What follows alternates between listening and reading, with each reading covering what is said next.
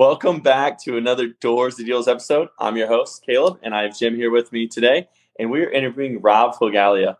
Rob is an agent out of Nashville, an investor, and he has some really cool stuff about like living a balanced life. And I really love the structure of his business, his team, and just I love Rob as a person. So I'm excited to have him on today. How's it going, Rob? Hey, it's going great, Caleb. Jim, thank you all so much for having me today. And Rob Folia. Everybody gets it wrong, so no hard feelings at all on my end. A silent G throws off everybody. But yeah, I'm grateful to be here, excited to be here, and I'd love to just dive right in and chat with y'all. Yeah, so we were talking a little bit before this. When did you get into real estate? When did you start? Yeah, close to 9 years ago, actually. It was the very end of 2013, and got into it. Was that very typical dual career for a few months, and then jumped in full time. Was it hard to jump in full time, or was your business kind of exploding and you had to? I'm very lucky that, we're a dual income household. So my wife works outside of real estate. So, once I got that first deal under the belt and decided that, hey, this is an avenue that I can explore and go down, was able to just kind of just go in, head first and dive right in. I mean, that was probably, I don't know, 4 or 5 months after getting licensed was when we took that plunge and, quit the old job and started full time in real estate.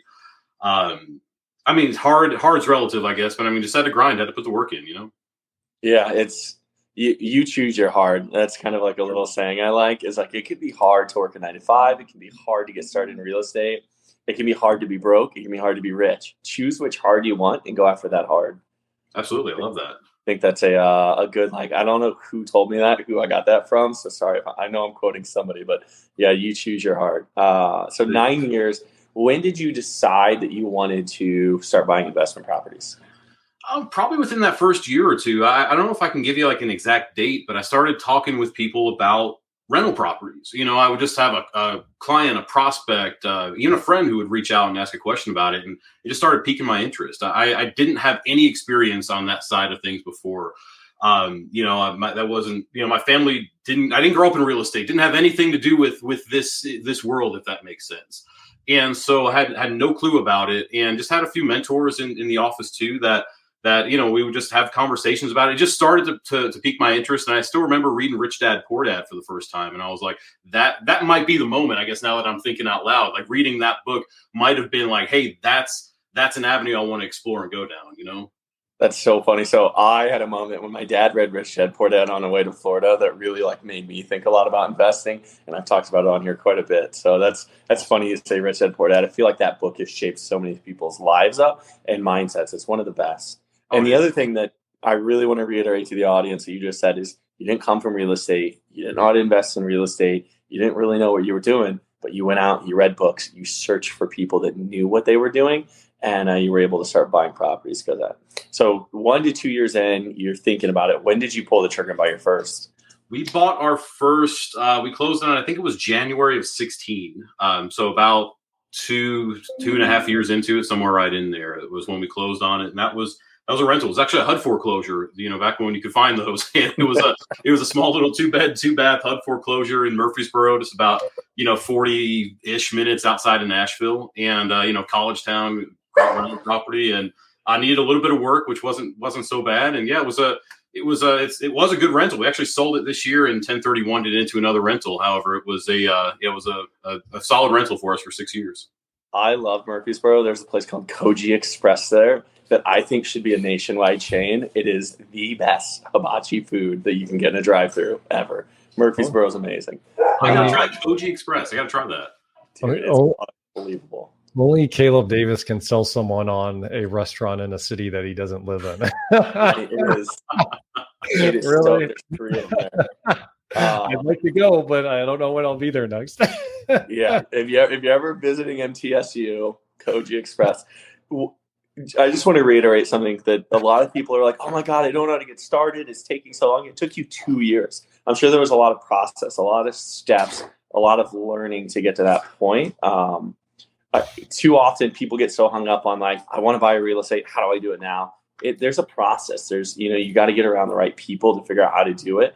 And I'm sure you spent a ton of time studying to figure all that out, right? Oh, absolutely. I mean, aside from books like Rich Dad, Poor Dad, There's a couple of books in our Keller Williams world, like Millionaire Real Estate Investor and Hold, that were very they were foundational for me in terms of learning. Yeah, just going to any class I could, going to anything. Even if it was one of those that turned out to be one of those free classes that, hey, you got to spend $3.99 then for the real thing. You know what I mean? Even those types of classes that are out there. Every opportunity I could, I wanted to try to find more information on it, because I do see real estate as a vehicle toward freedom. It's not necessarily, at least for me, it's not my purpose in life. Real estate's not, and yet it's a vehicle toward that freedom, toward financial freedom anyway. And so, yeah, it was just finding anything that I could in terms of information to build on.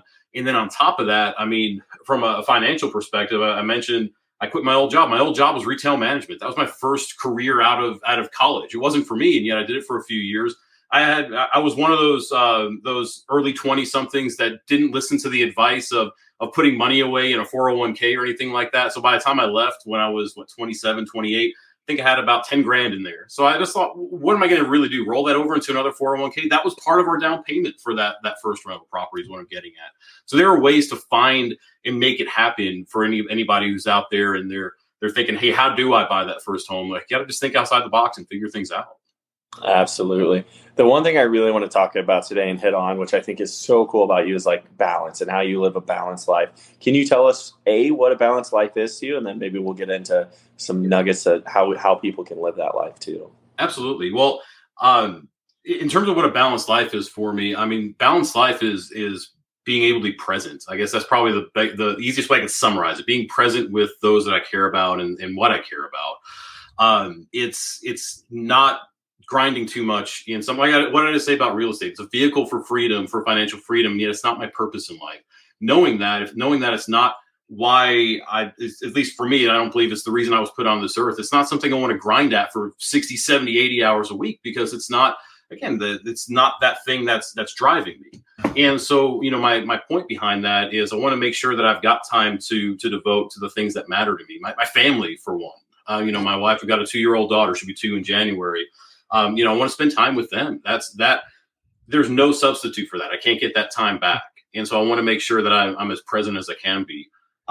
You can see this is not a backdrop. My wall of guitars. Music's important to me. Like making sure I've got time to devote toward not only learning, but writing and creating and like all those things that you see where I'm coming from. I feel like I'm rambling on the subject. No, I love this. And finding those times for those passions. Yeah, it's important. Real estate is such an amazing tool to take you to where you want to be. The financial freedom aspect, the freedom point where we all want to get to, is so you can do everything else that you want to do in all of your time that you want to spend.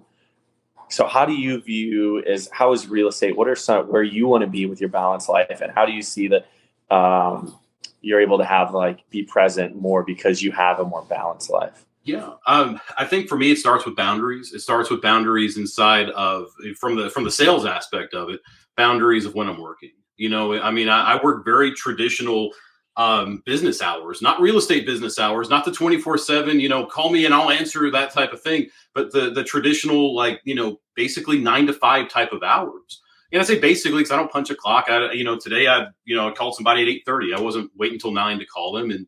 But you see where I'm coming from. My clients know that too. My clients know that if they call me and get my voicemail and it says, if your message is received after 5 p.m., I'll get back with you on the next business day. They understand that. And if they don't understand it, then they might not be the right clients for me. And so that's a big part of it for me is those boundaries. Hold on 1 second before we move on. Do you guys hear that? He sets the expectation with his clients that I'll get back to you the next day if you call me after 5. How do your clients treat you because you set that expectation?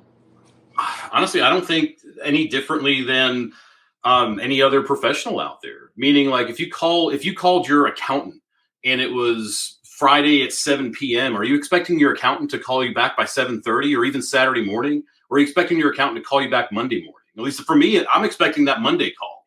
I'm not expecting that Friday night call or that Saturday call. So I mean, I think they treat me the way I would treat any other professional. So I mean, that's how I look at it anyway. And again, if I'm not that match, if they're looking for that 24/7 concierge type of feel, there are agents that are out there that'll do that, and good for them if that's their life, if that's balanced for them. It's just not for me. It's really amazing that once you respect yourself enough to let your clients know that, hey, this is my work schedule, this is when I work, how much more your clients end up respecting you and look at you as a higher regard. They look at you like an attorney. They look at you like a doctor. They don't look at you as like their slave that has to answer the phone call 24/7. Absolutely. I think that is one of the biggest misconceptions in our industry that plagues a lot of people is they think that, and as long as you set those expectations up front, your clients are going to respect them. They're probably going to respect you more because of it. 100%. I'll throw one piece of advice out there for everybody, and I'll grab both of them so y'all can see. I've got 2 cell phones here. There's a handful of people that have this number. It's family and close friends. Most people, clients, they have this number, and this is the phone that at 5 o'clock I'm plugging up in that I'm not going to be answering over the weekend, and I'm not. I might check it on a Saturday at noon if I've got nothing going on, just to make sure there's the world's not burning down, that type of thing. And yet, for the most part, if the world's burning down, call the fire department. Don't call me. You know what I mean? And so, I hope that makes sense. No, I love that. I think if more people started doing that, they would have a lot better balance in life as well. Well, and because the reality is, a lot of people in our industry do have a servant type of heart, where they want to help people. And if you get that message at 7 o'clock, 8 o'clock at night, you might be, if you've got that heart, you might be compelled to respond. You might be compelled to say, hey, I don't want to leave so-and-so hanging overnight or until, if it's Saturday, at 4 o'clock, I don't want to leave them hanging until Monday. If it's not in front of you, you don't see it, is what I'm getting at, Hey, I have a question for you. Were you always this balanced, or when you started out, were you all over the place? Definitely when I started out, I was more all over the place, and I wasn't happy with that. I mentioned my first job out of college, and it really was in college too, was in retail management. As you can imagine, my hours were all over the place. So I, as an adult, I grew into adulthood working, all types of hours. I mean, you name 2 hours on a calendar, I worked it, whether it was the overnight shift, whether it was a random 6 p.m. to 4 a.m. shift, I worked it, over those few years in retail management. I didn't like that though. And so, once I started to gain control over my future in terms of getting into real estate, because just like a lot of people that are out there, one of my big drivers of getting into real estate was the F word, freedom. Finding that freedom, being able to have a little bit more control over my life. And once I started to realize that not only can I create that freedom, I was lacking still some of that freedom. That's when I started to put a lot more of those boundaries in place. Started going to classes that would not only teach me about real estate investing, would teach me how to be a better professional. One class that I've taken countless times, it's a KW class called Bold. They don't do it as much anymore, and yet they used to go deep into scheduling and used to talk about scheduling and how basically you can work 5 days a week, maybe even some on Saturdays. Take Sundays off, take your afternoons off, take your evenings off, take your Saturday afternoons off. There's a lot of ways you can do it and build in that buffer. So, again, I feel like I'm rambling on the subject, and yet I didn't start out that way. I just slowly put those boundaries in place to make sure that I could live the life I want to live. Okay, so follow me on this. So when you first started in real estate, were you still kind of working all sorts of hours, or did you start with boundaries? Hey there, if you're looking to get the ultimate edge for your real estate investing company, go to doorstodeals.com/invest for more information. Just so you know, a high percentage of the people that we interview on this podcast are actually already Three Doors Network members.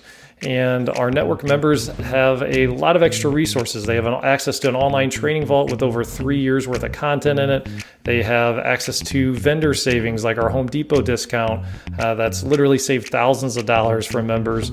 And we have a weekly group coaching call, and we have a lot of other great things as well as part of the Three Doors Network. So make sure that you check it out on doorstodeals.com/invest.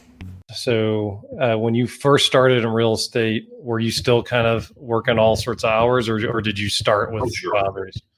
Absolutely. In fact, I remember, I can actually tell you the moment when I got this second phone, why I got it. But absolutely, Jim. I mean, I was going through getting texts at 9 o'clock at night, answering them at 9:10 at night, because that was, because I wanted to help people. I wanted to take care of people. And what was your income when you started out to now? In terms of real estate, I don't take a look at GCI all that often for my first few years. I mean, I sell about 25 homes a year, 25 to 30 homes as a solo agent. Last year it was right at 200 in terms of GCI and gross commission income. First year I sold 9 homes, I think it was. You're asking me to go way back into the realm of things. But I mean, it's slowly growing, obviously, and yet it hasn't shrunk. I can tell you that it hasn't shrunk in terms of putting these boundaries in place. So you have more boundaries, and yet the amount of deals you're doing is this twice than when you didn't have boundaries. Oh, absolutely. And like I said, I mean, for me, it's more about balance than it is even just grinding away. You know what I mean? In terms of going from 25 or 30 deals to 50 deals as a solo agent. Like there are a lot of great solo agents that are out there doing it, and I would question that B word for them. What does that balance look like for them in life, you know? Yeah, that's really nice. I mean, I think we kind of lie. I don't know if lie is the right word, but we tell ourselves things that just aren't true. And like I mean, if you get stuff done in 4 hours or 3 hours or 2 hours, like a lot of time it's just how much time you give the task. Like, I mean, everybody's had the experiences where you're getting ready to go out of town and all of a sudden it's like, holy cow, I did 2 weeks worth of work in 40 hours. I crammed it all in, figured out how to get away, and like the boundaries, like, I mean, I have not, it's interesting. I'm a part of some masterminds as well. And the majority of the time when entrepreneurs get more set up with their boundaries and work less hours, the majority of the time you make more money. It's crazy because you think, oh, well, I put in more hours, I'm going to make more money. And it's not necessarily the hours. It's what are you doing with the hours, the quality of work you're doing, how focused are you, what your production is, how meaningful you're spending all the time. And I love that you have an awareness of that, Rob. And I love that we're talking about it because it is so important. Well, it's like that old saying that work expands to fill the time allowed. That's exactly what you're saying. I mean, whether it's saying, hey, I'm going to work 4 hours today and take an afternoon off. If you're disciplined with that and you plug the phone up and work on whatever passion that is that afternoon or whatever the case might be, you're still going to find time. As long as you're doing your most important work, you're going to find time to do that work and get it done. And then on top of that, you're finding then time to do the things that bring you energy. So like I mentioned, for me, family, music, those are things that bring me energy, that help recharge me and help me feel like I'm in flow in that zone that I want to be in. More so than, pounding the dialer and making cold calls or whatever it might be. And so, that helps recharge me and make sure that I can put my best foot forward for however many hours I'm working that day or that week. Yeah, I think a lot of people, they would talk about how many hours they work, but not how many efficient hours. Like how many hours were you efficiently for 60 minutes doing the best work you could, not looking on Facebook, not distracted. And if people look at efficient hours worked and how often they can do that, probably have a whole lot more balance in life too. Oh, absolutely. I couldn't agree more, Caleb. Absolutely.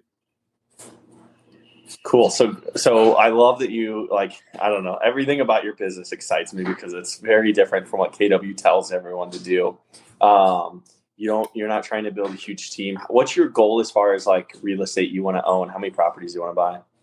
So I remember sitting down with it was actually through a KWYP event with Gene Rivers. If y'all don't know Gene, it's easy for me to say. I think he's a regional owner, if I remember right. He's got an amazing team down in Florida. He's somebody I definitely look up to inside of KW. And so he was talking with us about real estate investments. And, this was like an after an event, type of meetup with KWYP. And something he said clicked with me, and it was whatever your passive income goal is per year, take that, multiply it by 10, and look to own that asset value in rental properties, and then work toward paying them off. And so right now, I mean, we're starting with it probably sounds like a stock answer, and yet it's something that resonates with myself and with my wife, and that's with $100,000 a year in passive income from our rentals. So multiply by 10, $1 million asset value. Right now, including the property we're selling tomorrow, we're at about 900. So we're really, really close to that. That money, depending on what rates do, might just sit in an account for a minute, and we'll see what happens there. And with our proceeds from that sale tomorrow. And yeah. So it's $1 million asset value. We currently own 4 doors. That's a duplex and 2 single families that are up in Clarksville, Tennessee. It's about an hour northwest of Nashville.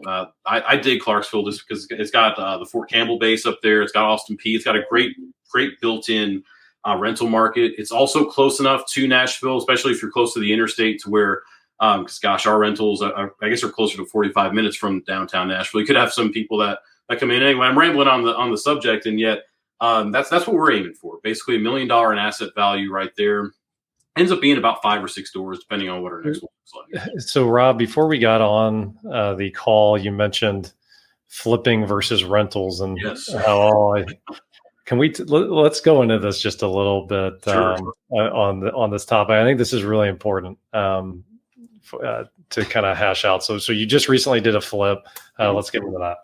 Yeah, absolutely. So this was our first flip, and for now, it's going to be our last flip because I didn't enjoy it. It's not my thing.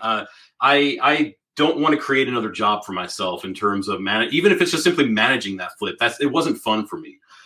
Some people can see that home take shape and just probably get some sort of enjoyment from it. For me, it wasn't like it was a chore, if that makes sense. So we bought a house. It was actually down in Lewisburg, which is about an hour south of Nashville. It was actually one of my listings, and the numbers worked. So I was like, let's give it a shot. Let's turn around and buy it. Possibly rent it, more than likely sell it. It was a chore, put it that way. Something I didn't necessarily enjoy.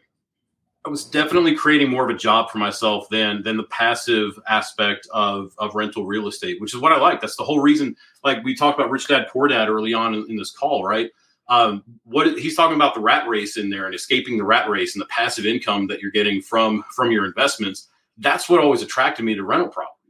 And I realized I got my eye off that ball when I started pursuing that flip, because I was looking, hey, that could be a paycheck, could be a solid return from this property. It's something that wasn't fulfilling for me, put it that way. How'd you end up on the deal? Did you make any money, break even, or how'd you end up doing? We'll see tomorrow when the final number comes in. It's basically breaking even. Yeah, I mean, it was something that, if interest rates hadn't spiked, and I know it's a big if, and if ifs and buts were candy and nuts, right? And yet at the same time, if interest rates hadn't spiked, I think we could have sold it for another $25,000 than what we're selling it for, and made a decent money on it. But yet at the same time, I want to get out of it. We could hold on to it, rent it, make a few $100s a month on it, and ride it out, and go from there. And yet it wasn't. Again, it doesn't fit our typical criteria for rentals. It wasn't something that we wanted to do. It made sense to just unload it at this point. Flipping houses is not investing. It is working a job. Investing is buying an asset and letting it make you money over time. And everyone is so caught up on flipping, but really, like 80% of flippers, I feel like, do the same thing you did. They break even, or they make a little bit or lose a little bit. It was a job. They worked. If you hold that, that's investing. So we're trying to get this message. This is something that I feel like everyone wants to flip houses because it's a cool thing to do. And I'm like, guys, buying rental property is a cool thing to do, but nobody talks about it because it's not sexy. Oh, absolutely. I mean, in fact, I think I said that before our call, that my rental portfolio is not exciting. It's not sexy. It's long-term buy and hold rentals that cash flow. Each one cash flows right now with the mortgage. They cash flow a few $100s a month, and it makes sense. I can have a property manager. I can be totally hands off on it, make profit every single month. It's not exciting, and yet long-term it is. But and yet day-to-day it's not, There's a study that was done called the marshmallow test. I may have talked about this before, Caleb. I don't know if you've heard this from me or not, but what they did was they gave kids marshmallows, and they said, hey, you can have a marshmallow now, or if you can just wait until I get back, I'm going to leave the room. I'll give you 2 when I get back. And what they found was that delayed gratification was the people that were able to delay their gratification was directly correlated with how successful they ended up being. So this is the same thing, right? Like, it's a delayed gratification. Do I want to make $10,000 or $20,000 now, or $100,000, $200,000 over, 10 years? And it can be so easy to just go after that instant fix, but the instant fix is also being on the hamster wheel. It's just, okay, I made 20 grand. Now what? I'm only as good as my last deal. I got to turn around and I have to do it again. There's nothing building in that business model, right? And as soon as you have one bad one that knocks you off and you lose 50 grand, you're out of business for most of those people. That's right. But I mean, you do need income. And if that's what you love to do and that's what you want to be your income, that's great. If you love being a doctor and you're a doctor, great. I mean, there's ways to invest passively too. We have a couple really good instruments as far as investing completely passively. But I think, what was it, Caleb? It was about $189,000 a month. We help people with on the passive side of things. They don't have to do a darn thing. It's just like buying a stock is how we have that set up. But it's all about finding your joy, figuring out what you're good at, and if you love the improving a property, making a home for a family, like there's nothing wrong with that. Well, exactly. Some people might love swinging a hammer and painting with a paintbrush and all the above. That doesn't give me joy necessarily. It's not what I want to spend my Saturday doing, or when I can again do the things that do bring me joy. Why would I focus on that and create that additional job for myself? That's right. And I think I enjoy some hammer swinging and paintbrushing, but it doesn't pay enough money for me to enjoy it. I always liked that side of it when I was in it, but the entrepreneurial of Caleb coming out. But I think that the important thing of what Caleb says, that's so powerful, is just the headspace around it. Just know that you're doing a job. Like you're doing a flip for income, just the same way you do any job in the U.S. That's income. And that's different than building an investment portfolio and building a rental portfolio. And the rental portfolio and then the investment portfolio is what gets you financially free. Income doesn't get you there. You have to build passive and have investments that are building your passive income. And then, that's all the only reason you have a job, right? Whether you're a doctor or whatever, like it's the income coming in to cover your living expenses. So, Rob, what do you see yourself doing over the next 5 years, man? Like looking forward. That's a great question, Jim. It's funny because I'm actually in somewhat of a transition period with this, because this whole I don't know. I think we talked a little bit about balance, and I threw a word out there, purpose. It might have been before our call, but I think it might have been during this call as well. Purpose. I know real estate is not necessarily the thing that drives my purpose, my reason for being. And so just the more I explore that, the more we're still figuring some of those things out. I do love encouraging people, and I do love coaching people up and helping people start to, I don't say wake up and yet figure some things out, if that makes sense.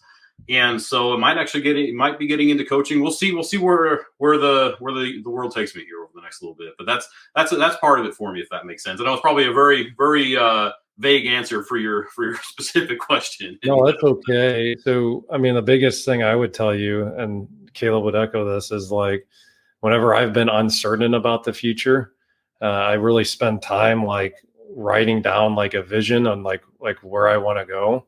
Mm-hmm. And as long as you can stay away from the negative of, oh, well, I can't do that, or how would I get that? I don't know how to do that. If you can just dream like you're a little kid, just dream to dream, you would be amazed at what happens. Like we set our target to help 250 people become financially free. We were excited. We went to our mastermind and everyone's like, well, how are you doing it? And Ryan and I were like, we have no idea. We don't know, but we're pumped up about it. But then that led to like, now we have partners with Jason Courtney. We have all of these amazing things and all of these, this massive progress to helping 250 people become financially free.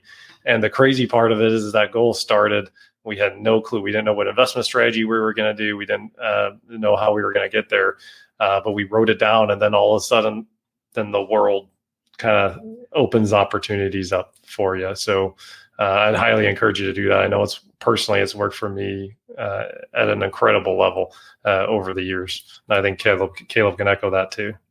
Yep, absolutely. Awesome. I appreciate that, Jim. Most definitely. It's something I've been, the more I explore that word. In fact, that was my word for 2022, and it might become my word for 2023 still, purpose.